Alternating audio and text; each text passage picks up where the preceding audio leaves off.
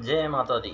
मेरे सभी मित्रगण, आपका मेरे YouTube चैनल में स्वागत है। माँ की भक्ति YouTube चैनल में आपका बहुत बहुत हार्दिक अभिनंदन है। कृपया आप इस वीडियो को लास्ट तक देखें, तभी आपको यह समझ में आएगा कि इस वीडियो में आपको क्या क्या बताया जा रहा है। अभी 15 जून से 16 जुलाई तक सूर्य का राशि परिवर्तन हो रहा है। इसी में मैं आपको आपकी राशि के बारे में कुछ छोटी सी जानकारियाँ व उपाय बताऊंगा। सूर्य मिथुन राशि में गोचर करने जा रहा है। यह 15 जून से 16 जुलाई तक मिथुन राशि में ही रहेगा। सूर्य हमारा एक आत्म तत्व कारक है। यह आत्मा को बल देता है। सूर्य से ही हमारा मन मस्तिष्क मजबूत होता है। ज्योतिष में सूर्य ग्रहों का राजा कहलाता है। इसलिए हमें सबसे पहले अपनी कुंडली में सूर्य को ही देखना चाहिए और उसे बलवान करना चाहिए। सूर्य अगर आदमी का मजबूत होता है तो उसे राज सत्ता मिलती है। उसके पिताजी से उसका व्यवहार बहुत अच्छा होता है। सूर्य अगर आदमी की कुंडली में बहुत अच्छा हो तो उसको हड्डियों की दिक्कत नहीं होती है। उसका हृदय बहुत मजबूत होता है। इसलिए सूर्य को ही देख के हम आदमी के आदि चीज़ों का आकलन करते हैं। अब मैं आपको बताता हूँ, सूर्य जब ग्रह मिथुन राशि में ग्रह गोचर करेगा तो मेष राशि वालों का राशिफल क्या रहेगा। यह आपको 15 जून से 16 जुलाई तक यह असर रहेगा। मेष राशि वालों के लिए सूर्य पंचम भाव का स्वामी होता है और तृतीय भाव में स्वामी होकर यह विराजमान है। तृतीय भाव हमारे पराक्रम का होता है, भाई बहन का होता है। तो थोड़ा सा आपको अपने भाई बहनों से मन मिटाव नहीं करना है, क्योंकि सूर्य जब वहाँ बैठता है तो हिम्मत का कारक हो जाता है। इसलिए आप अपनी भाई बहनों से प्यार से बात करें, प्यार से रहें। आप कहीं भी कोई भी बिजनेस डीलिंग करने जा रहे हैं तो आपको बहुत सावधानी बरतनी है, क्योंकि आपकी हिम्मत के कारण यह डीलिंग बदल सकती है। आपके नए कार्य के अवसर आपको मिलेंगे, इसलिए कोई भी कार्य धैर्यपूर्वक करने की कोशिश करें। अब मैं आपको एक उपाय बताता हूँ। आप रोज़ सूर्य को जल देना स्टार्ट करें और अगर हो सके तो आप सूर्य का मंत्र ओम ह्रां ह्रीं ह्रौं सः सूर्याय नमः, ओम ह्रां ह्रीं ह्रौं सः सूर्याय नमः, यह मंत्र जप कर सकते हैं। अब मैं आपको वृष राशि में यह चौथा भाव का स्वामी है और द्वितीय भाव में बैठा हुआ है। इसलिए आपको थोड़ा सा अपनी वाणी में कंट्रोल रखना है। द्वितीय भाव हमारा वाणी का होता है, कुटुंब का होता है और हमारे विवेक बुद्धि का भी होता है। इसलिए आप अपनी वाणी से संयम रखें। धन भाव का कारक भी यही कहलाता है। अब आप अपने धन के व्यय को रोकने के लिए थोड़ा सा प्रयत्न करें कि कोई भी फजूल खर्ची ना करें। इस कारण आपका धन व्यय से रुक जाएगा। आप अपने मित्रगणों के साथ अशब्द का प्रयोग ना करें, क्योंकि सूर्य आत्मबल का कारक है। सूर्य द्वितीय भाव में बैठने के कारण आपकी वाणी बहुत प्रबल हो सकती है। इसलिए थोड़ा सा आप अपनी वाणी में कंट्रोल रखें। आपने सूर्य को सही करने के लिए आपने एक लोटे में जल लेना है। वह जल आप रोज़ सूर्य को चढ़ाएं और आप बोलें, हे सूर्य भगवान, मेरी जो वाणी में ये कठोरता आ रही है, आप इसको कोमल करें। और आपने यह जल चढ़ा देना है। आप उसमें ओम घृणीसूर्यादित्याय श्री, आप यह मंत्र का जाप कर सकते हैं। अब मैं आपको मिथुन राशि के बारे में बताता हूँ। मिथुन राशि के तीसरा भाव का स्वामी यहाँ है और प्रथम भाव में बैठा हुआ है। प्रथम भाव हमारा अपने स्वरूप, रूप, राग, रंग सब चीज़ का होता है और हम अपना व्यक्तित्व भी इसी से देखते हैं। जब सूर्य यहाँ पर रहेगा आपके चेहरे में एक तेज कांतिमान होंगे। मिथुन राशि वाले थोड़ा सा इस समय यात्राओं से संभल कर रहें, क्योंकि यात्रा से आपको थोड़ा सा कष्टपूर्ण हो सकती है। आप अपने लाइफ पार्टनर से भी थोड़ा सा संभल कर रहें, क्योंकि आपके लाइफ पार्टनर को थोड़ा सा कष्टदायक हो सकता है। आप अगर कोई नया बिजनेस शुरू करने जा रहे हैं तो यह आपके लिए बहुत ही शुभ समय है। आप इस समय शुभता के साथ कोई भी नया कार्य कर सकते हैं। आपने घर से निकलते समय रोज़ एक मुट्ठी गेहूँ किसी को भी दान कर देना है। आपका सूर्य बहुत अच्छा हो जाएगा। अब मैं आपको कर्क राशि के बारे में बताता हूँ। कर्क राशि के द्वितीय भाव का यह स्वामी है और 12वें भाव में यह विचरण कर रहा है। और 12वें भाव हमारी व्यय का होता है, दंड का होता है, शयन का होता है। इसलिए जब सूर्य 12वें भाव में होता है तो आदमी को थोड़ा सा आँखों का कष्ट भी हो सकता है, तो आप अपनी आँखों का ध्यान रखें। अचानक कोई भी आँखों से संबंधी कोई दुर्घटना का योग भी आपका बनता है। सूर्य जब द्वादश भाव में विचरण करता है तो आदमी को राजदंड से भी भय होता है, तो आप किसी की भी गवाही ना दें।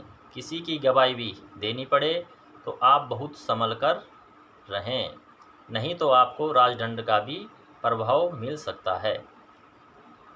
आपने गेहूं का एक मीठा रोट बना के बंदरों को डालना है। अब सिंह राशि के बारे में। सिंह राशि का पहला भाव का स्वामी यह है और 11वें भाव में देख रहा है। सिंह राशि के लिए यह गोचर बहुत ही शुभ है। एकादश भाव में सूर्य बहुत ही प्रभावशाली परिणाम देता है और एकादश भाव में कोई भी ग्रह बैठने पर वह पूर्णतः बलवान हो जाता है। तो आप इस समय लाभ की स्थिति में बहुत मजबूत हैं। आप कोई भी कार्य करते हैं तो वह आपको पूर्णतः सफलता प्रदान करता है। थोड़ा सा पंचम भाव में इसकी दृष्टि होने के कारण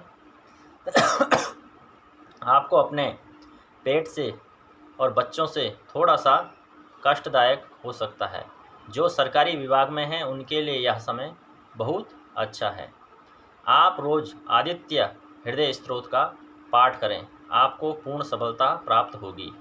कन्या राशि के बारे में, यह 12वें भाव का स्वामी है और 10वें भाव में यह आपके बैठा हुआ है, तो आपको राजकाज नौकरी के पूर्ण योग बनते हैं और अगर आप नौकरी में हैं तो आपको परिवर्तन के भी पूर्ण योग बनते हैं। आपको अपने उच्च अफसरों से पूर्ण सहयोग मिलेगा। आप अगर किसी भी कार्य की प्रति अभी सोच रहे हैं तो वह कार्य पूर्ण होने के लिए बहुत ही लाभदायक समय है।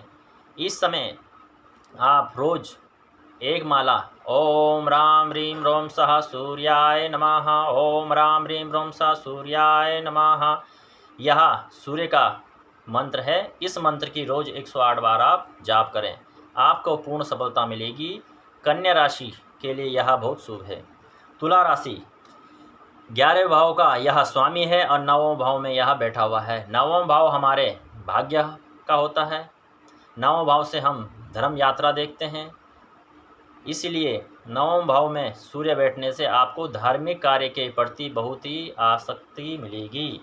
9वें भाव में जब भी यह बैठेगा तो आपको धर्म की यात्रा करवाएगा, आपका भाग्य बहुत मजबूत करेगा।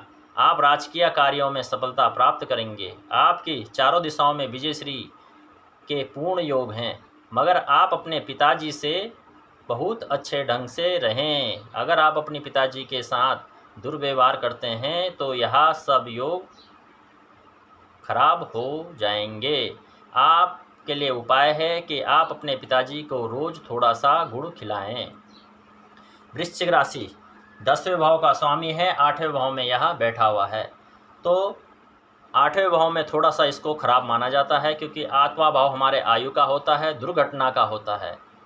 अष्टम भाव मार्केस भी कहलाता है। इसलिए आप थोड़ा सा संभल कर रहें। दुर्घटना प्रति आपके शरीर में थोड़े से फोड़े फुंसी के योग भी बनते हैं। आपको कोई दोष के संकेत भी मिलते हैं। आपको पितृदोष, आपको भूत प्रेत बाधाओं का योग भी मिलता है। आप इस समय कोई भी अनिष्टकारी होने से पहले आप रोज़ सुबह सूर्य के सामने हनुमान चालीसा जी का पाठ करें और 1 लोटा सूर्य को जल प्रदान करें। इससे आपको पूर्ण शांति प्रदान होगी।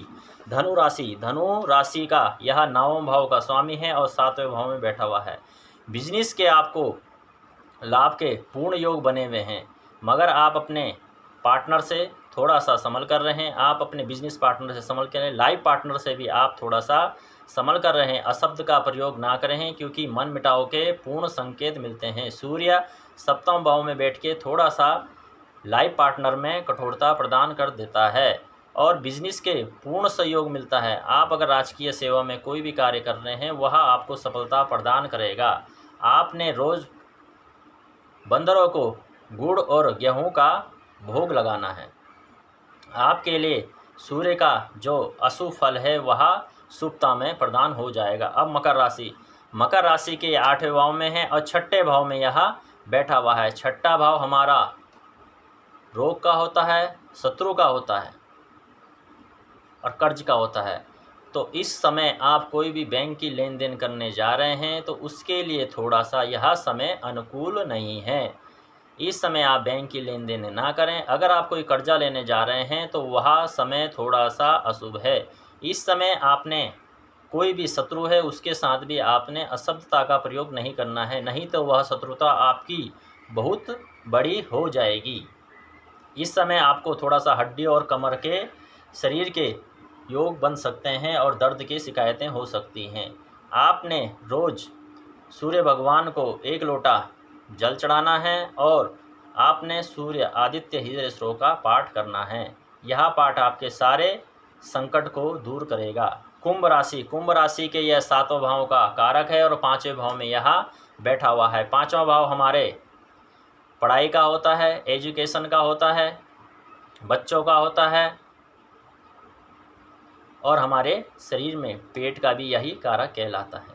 आप अपने स्वास्थ्य का थोड़ा सा ध्यान रखें, मगर आपके लिए यह समय बहुत अनुकूल है। अगर आप किसी चीज़ की तैयारी कर रहे हैं तो वह आपको पूर्ण सफलता प्रदान करेगी। इस समय आप मन लगा के कोई भी तैयारी कर रहे हैं तो आपको पूर्ण सफलता मिलेगी। अगर आपके घर में कोई भी बच्चे के योग हैं तो आपके लिए यह समय बहुत ही अच्छा है, मगर ऑपरेशन के पूर्ण योग बनते हैं। तो इस समय आपने थोड़ा सा राम रक्षा स्तोत्र का पाठ करना है, जिससे बच्चे का संकट दूर हो जाए। अब है मीन राशि के 6ठे भाव में स्वामी है और 4थे भाव में यह बैठा हुआ है। 4था भाव हमारे माता का होता है, लग्जरी लाइफ के लिए होता है, गाड़ी का होता है, वाहन का होता है, मकान का होता है। तो यह आपके लिए बहुत अच्छा है। 4ठा भाव में बैठने के कारण माता के स्वास्थ्य को थोड़ा सा ध्यान रखें। आपके लिए तो यह समय शुभ है, क्योंकि 10वें भाव में इसकी दृष्टि होने के कारण राजकीय सेवा पदोन्नति के पूर्ण योग बनते हैं। आपका ट्रांसफ़र के योग भी पूर्ण बनते हैं। आपको अगर कोई सरकारी सेवा मिलने का योग बनता है तो वह भी आपको इस समय पूर्ण मिल सकती है। अगर नौकरी के लिए आपको कोई कॉल लेटर आना है तो वह भी इस समय आने के पूर्ण योग हैं। आपने रोज़ सूर्य भगवान की स्तुति करनी है और गायत्री मंत्र का जाप करना है। गायत्री मंत्र ओम भूर्भुवस्वः तत्सवितुर्वरेण्यं भर्गो देवस्य धीमहि धियो यो नः प्रचोदयात्। आपने यह मंत्र करना है। आपको सूर्यदेव की रोज़ प्रार्थना करनी चाहिए। सूर्यदेव की प्रार्थना से आपका मन मस्तिष्क मजबूत होगा। आपको आत्मकारक सूर्य की मजबूती प्रदान होगी। आप राज सत्ता में पूर्णतः विराजमान होंगे। मेरे सभी भक्तजनों को मेरा प्रणाम। आपको अगर यह वीडियो पसंद आता है तो आप लाइक करें, शेयर करें और सब्सक्राइब ज़रूर करें और बेल का आइकन ज़रूर दबाएं। आपको जैसे ही कोई दूसरी वीडियो के लिए होगा तो आपको फट से वह वीडियो मिल जाएगी। जय माता दी मेरे सभी भक्तों।